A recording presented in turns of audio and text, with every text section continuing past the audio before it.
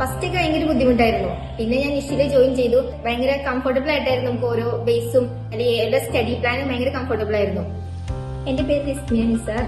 നിഷിനെ കുറിച്ച് പറയുകയാണെങ്കിൽ ഏറ്റവും വലിയ അഡ്വാൻറ്റേജ് എന്നാൽ ഇവിടുത്തെ ഞങ്ങൾ ട്യൂട്ടേഴ്സും കറന്റ് സോഫ്റ്റ്വെയർ ഡെവലപ്പേഴ്സ് ആയിട്ട് വർക്ക് ചെയ്യണവരാണ്.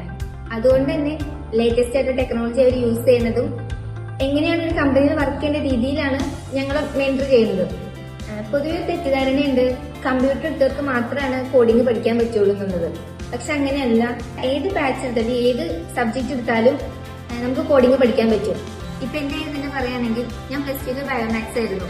അതിനുശേഷം ഞാൻ മെഡിക്കൽ ഫീൽഡിലേക്ക് പോകാനായിരുന്നു നിന്നത്. അപ്പൊ എനിക്ക് നല്ല ടെൻഷൻ ഉണ്ടായിരുന്നു. സയൻസ് എടുത്ത് ഞാൻ IT ഫീൽഡിൽ പഠിക്കാൻ പറ്റുമോ അല്ലെങ്കിൽ എനിക്കത് ചെയ്യാൻ പറ്റുമോ എന്നുള്ളത്. ഫസ്റ്റ് ഒക്കെ ഭയങ്കര ബുദ്ധിമുട്ടായിരുന്നു. പിന്നെ ഞാൻ നിഷിലെ ജോയിൻ ചെയ്തു.